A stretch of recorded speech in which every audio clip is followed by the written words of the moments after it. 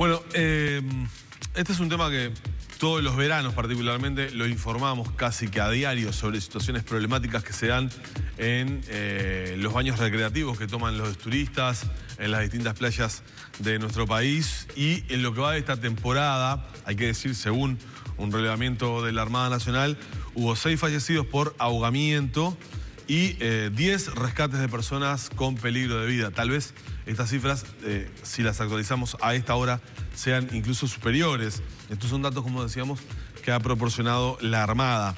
Y en los últimos 7 años, vean ustedes esta cifra, fueron 174 los menores de 19 años de edad que han fallecido por esta causa. Uruguay tiene la tasa más alta en América Latina por causa de ahogamiento, y por estos días atrás ha comenzado a trabajar justamente una mesa interinstitucional de seguridad acuática.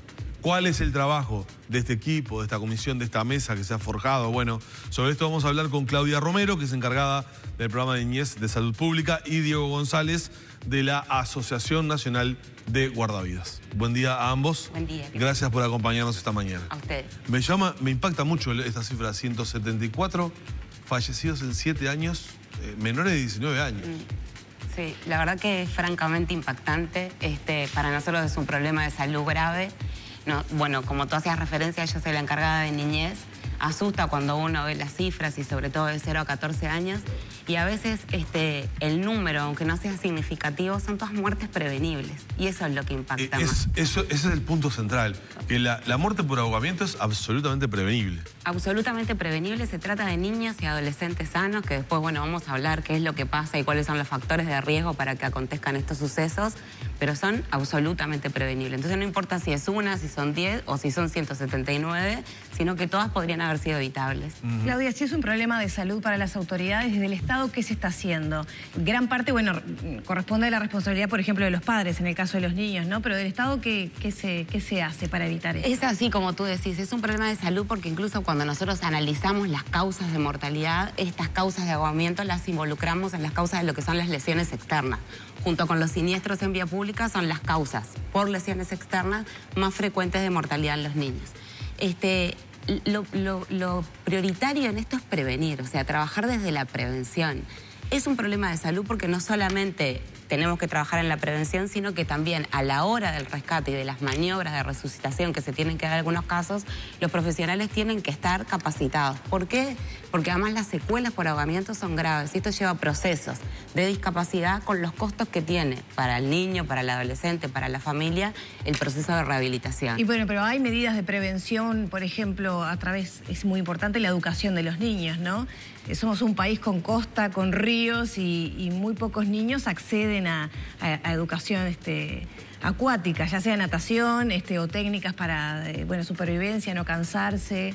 Por eso la creación de esta mesa y por eso que sea intersectorial e interdisciplinaria, ¿no? Porque si uno mira los roles de cada sector, uno desde salud, como pediatra en consultorio, así como tiene que prevenir, estamos en época de verano, uno no puede hablar de seguridad acuática sin hablar del sol y de todos los cuidados que tienen que tener, cómo se hace el trabajo en la diaria y personalmente con el niño y sus familias, pero además cómo podemos llegar a los niños. Digo, será un tema que hay que discutir, la curricularización de la enseñanza, que no es solo nadar, O sea, por eso esta mesa se llama de seguridad acuática.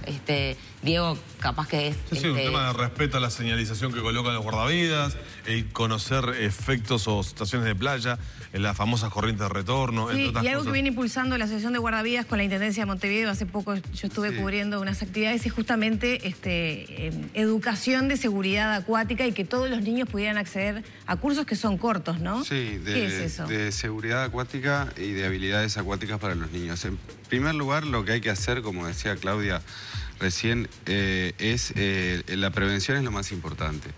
Y en el lugar que se puede actuar mejor es en la prevención primaria, es decir, antes que aparezca ninguna lesión. Y eso es, por ejemplo, en las escuelas, con los niños, creemos que tiene que haber un rol del Estado activo en esto, ya sea a través del Plan Ceibal o a través de alguna forma que pueda llegar a todos los niños del país, porque se puede llegar puntualmente con clases, como se hace acá en Montevideo, como se hace en algún lado del interior también, a algunos niños que están en ese momento en alguna de las costas, pero también tenemos que pensar los que están en arroyos, los que están en cañadas, los que se bañan en una cantera, en un lago. Cómo prevenir esas situaciones, cómo estar advertidos, qué es lo que hay que hacer, qué es lo que no y cómo actuar ante una situación de emergencia. No, Diego, hoy hay más cantidad de distractores para los adultos en la playa que en el pasado. Es decir, hoy, antes tal vez en el pasado iba el padre con el termo, el mate, la madre con el termo, el mate, ponía la playerita, ¿no? La sombrilla, y bueno, tomaba un mate, comía una cosa, miraba un diario. Hoy el teléfono celular, por ejemplo, es un elemento... Lo pregunto incluso pensando en un hecho concreto que se dio el fin de semana, el domingo, donde estaba yo, de una... Digo, que de hecho mi señora rescató un niño de una piscina. La madre estaba con el teléfono en otra cosa. Sí, es un distractor, hay más distractores, es un distractor el celular. La tarea del guardavidas constantemente es justamente esa prevención. Se hace una prevención activa, en ese caso se va, si hay niños solos, se va hasta la orilla y se busca al padre de alguna forma, a ver si está atento o no, y muchas veces pasa eso, como puede ser en una piscina o como puede ser también un familiar que se distraiga en una piscina del fondo de la casa, que se vaya un minuto a atender el teléfono, lo que sea, y ahí pase un evento. 5 centímetros de agua, creo que decía un compañero de ustedes, es suficiente para que pueda pasar una desgracia con los chiquitos en particular, ¿no? Sí, un concepto importante que podemos transmitir hoy es, si es un niño pequeño, menor de 5 años, tiene que estar al alcance de la mano. Bien. Y si es un poquito más grande, tiene que estar uno de sus responsables en la orilla. No vale estar allá arriba leyendo el diario, mirando el celular. No quiere decir que si es una playa habilitada y que tiene un servicio de guardavidas, el guardavidas no vaya a estar mirando y estando atento a eso. Lo que pasa es que tiene que mirar toda la playa.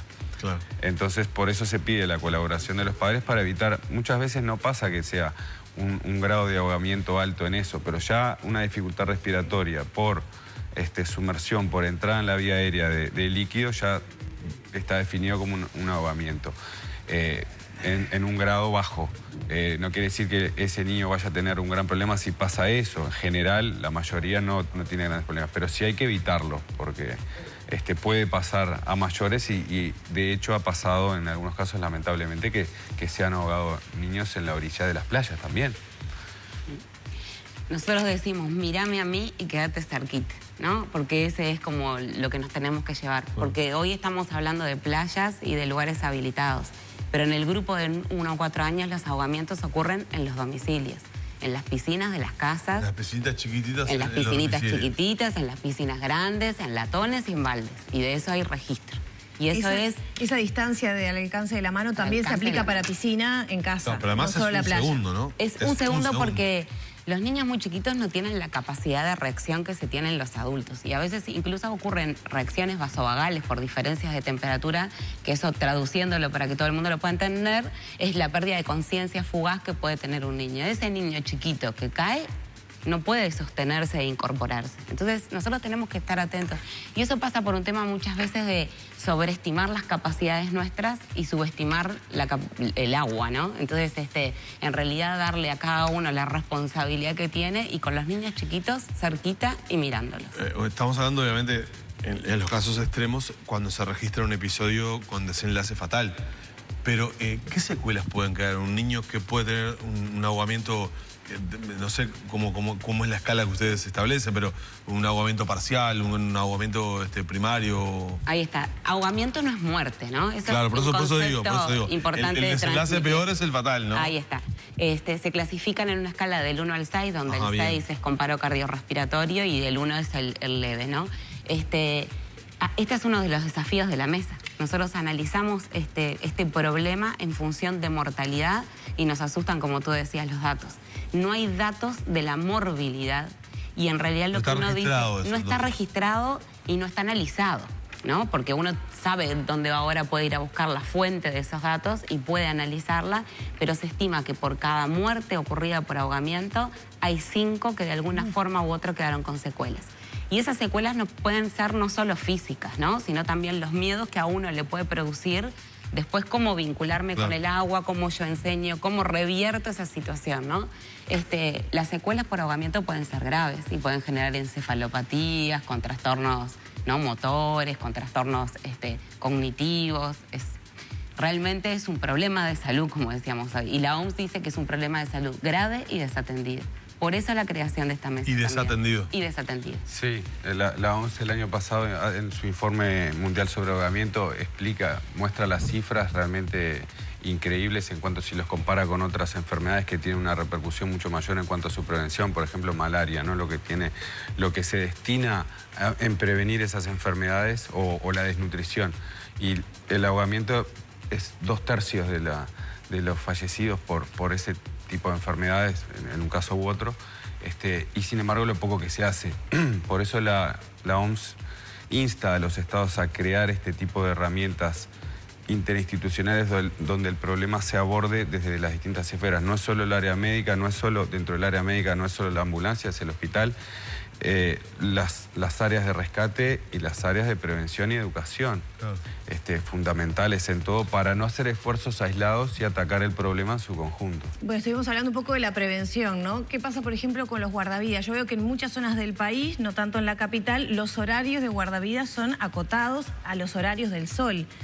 8 horas de guardavida es insuficiente, y sobre todo en horario corrido, porque uno, si tiene hijos chicos, sí, vas después a las 4 o 5 y ahí te queda poca hora de guardavidas. Es un problema que tendremos que analizar y ver si existe alguna solución posible, como por ejemplo algún turno intermedio, porque en Uruguay en particular, si se quisiera hacer como Montevideo, que tiene 2 turnos de 8 a 14 y uno de 14 a 20 para abarcar de 8 a 20, si se quisiera replicar eso en los demás departamentos más importantes que tienen más cantidad de playas, no se podría hacer porque no existen 900 más titulados como para cubrirlo. Entonces habría que ver si existe una capacidad de alguna estrategia para cubrir un horario más amplio. Diego, hasta ahora hemos charlado sobre, digamos, las situaciones que se generan respecto al agua y a los menores de edad, particularmente los niños, ¿no? Obviamente con los datos y las cifras preocupantes que manejaba Claudia. ¿Cómo es la interacción de los adultos con los guardavidas? Te lo pregunto porque estaba leyendo ahora que, entre otras cosas, los guardavidas de Montevideo hablan de situaciones de violencia que se están dando con los guardavidas, de que no respetan las indicaciones, de hecho, que los patotean a los guardavidas en las playas de Montevideo, que bueno, no hay respeto a las señales, a las indicaciones, a las advertencias. Y he constatado también en Canelones, por ejemplo, en el río Santa Lucía, también hay dificultades de acatamiento de la gente y de, bueno, respuesta violenta cuando se le indica a la persona. ¿Tienen que lidiar con situaciones de violencia con los adultos? Sí, constantemente. En algún departamento más que en otro y en algún lugar de ese departamento más que otro. Hay zonas más conflictivas de Montevideo como lo son en general para el resto de las cosas, ¿no? Si hay ciertas playas que son un poco más complicadas y peligrosas que otras. Con eso se viene lidiando hace muchos años. Hay un problema que también lo vamos a tener que tratar y hablar con prefectura, y es justamente también en la prevención de ese tipo de cosas. El guardavidas no puede estar mirando la arena y haciéndose cargo de ordenar a la gente y su comportamiento en cuanto, por ejemplo, se arma un caso típico, un partido de fútbol. Vienen los muchachos con bebidas alcohólicas y se ponen a jugar al fútbol con vino, a jugar al fútbol en la playa, pelotazo al señor que está tomando mate, o a la señora, o a un niño. Entonces ahí uno actúa porque le sale a actuar. Decir, mirá, o si lo ve antes, decir, no, acá no se puede, vayan allá. Lo que pasa es que hay gente que entiende cuando uno le explica, y hay gente que no entiende, entonces, y que se pone agresiva. Ese fue el caso de anteayer, en que ayer, con armas blancas, atacándolos, ¿no? Entonces, quizás haya que coordinar ¿Dónde mejor. fue eso concretamente? Eso concreto en la bajada de Gallinal y La Rambla, en Playa Honda. Que fueron atacados los guardavidas con armas blancas por parte de uno de los bañistas que estaba allí. Unos cuantos más que uno. Ajá. 7, 8 personas, sí. Hombres. ¿Por qué se dio el incidente allí? Creo que era por justamente un tema de un área en el que no se puede estar. no se puede permanecer, no me acuerdo si era bajo la torre, un área que tenía cierto peligro, ante la advertencia, mira, acá no se puede estar, se dan esas situaciones, que eso es constante. El tema es que... ¿Y reaccionaron mal frente a esa advertencia? Sí, sí, claro, porque a veces la gente, sobre todo si está alcoholizada o... Entonces, ahí está un poco también lo que es cómo hace la presencia, ¿no?, de prefectura, que yo me imagino que en este caso, en todos estos casos, no debe ser por falta de voluntad de prefectura. Por falta de gente, prácticamente. Seguramente habría que preguntárselo a la Armada, pero bueno, es uno de los temas que también una mesa que funcione semanalmente quizás pueda hablar de temas y solucionar en la temporada, apagar algún incendio. Claro, reformulo la pregunta entonces frente a lo que estás diciendo. ¿Ustedes sienten que están un poco desamparados por la protección que tiene que brindar prefectura desde el punto de vista de la seguridad? Sí, sabemos que si se los llama, ellos concurren siempre. Lo que pasa es una cosa es presencia constante, patrullaje, otra cosa es llamar y llegar enseguida, y otra cosa es que de repente puedan pasar unos cuantos minutos. Entonces, sin duda que lo ideal es que haya una presencia constante, un patrullaje para evitar problemas de la gente y que todo el mundo en definitiva pueda pasar bien, y que el guardavidas no tenga que estar mirando a la arena y encargándose de solucionar ese tipo de problemas, sino que esté para el agua, ¿no?, que en principio es la principal función. Claro. Esta mesa, bueno, ¿cuáles van a ser los principales objetivos? Un poco hablábamos de trabajar en la prevención, de generar datos que generen información útil para tomar decisiones, pero bueno, por acá surge, no sé, un cambio quizás en la institucionalidad de los guardavidas, cómo justamente universalizar o extender la capacitación de niños para el manejo en el agua. ¿Cuáles son los primeros objetivos de esta mesa? Bueno, en realidad, como decíamos hoy, la OMS decretó que este es un problema de salud grave y desatendido, y como decía Diego, insta a los países a formar una mesa y a formular un plan de seguridad acuática. Bajo esas normativas nosotros tenemos 3 grandes grupos de medidas, una que tiene que ver con las medidas comunitarias, y es sobre todo la prevención, la promoción, la educación y la capacitación. Otra que tiene que ver con aspectos legislativos, leyes y normativas. Y otra que tiene que ver con investigación, porque nosotros, esto que nos ocurre, ¿no?, de discriminar los grupos etarios, saber dónde ocurren los ahogamientos, nos permite generar políticas públicas destinadas a los acontecimientos que tenemos nosotros y no a otras cosas que pueden acontecer en otros países que a nosotros no nos pasa. La verdad que tenemos mucho trabajo, lo que está bueno es que estamos motivados. Hay veces que en este país tan chiquito se fragmentan los saberes o las acciones, y esto nos permite aunarnos todos, compartir esto, y bueno, vamos a empezar por algunas cosas. Esto que tú decías, Laura, tiene que ver con lo que vamos a empezar a hacer. Nos interesa mucho trabajar en la educación de los niños, pero también en la educación de los adultos, como decía Diego, ¿no? Porque en definitiva los niños sabemos que son grandes replicadores de lo que aprenden en las escuelas, pero nosotros estamos pidiendo a los adultos que sean responsables. Y si pasan este tipo de cosas, ¿no? O sea, hay que haber una armonía, hay que trabajar con otras conductas. Estas situaciones de violencia no se dan solo en el agua, nosotros sabemos que las estamos teniendo, sobre todo cuando uno entiende que hay que aplicar normativas o se pone, ¿no?, como muy severo con algunas indicaciones. Y por eso nos importa trabajar con toda la población y en todos los ámbitos, porque salud podrá trabajar en un ámbito, pero educación va a poder trabajar en otro y guardavidas es en otro. Y quizás esta estación es la que el problema se hace más visible. Pero hablar de seguridad acuática significa hablar todo el año, no solo en verano. En verano es lo que nos pasa todos los días, que tenemos noticias tristísimas, como también la de ayer, de una niña de 3 años, ¿no?, que han pasado y nos mueve y nos sensibiliza y queremos hacer más cosas. Pero no es un problema solo del verano. Muy bien. Bueno, hoy los guardavidas de Montevideo están de paro. Hoy sí.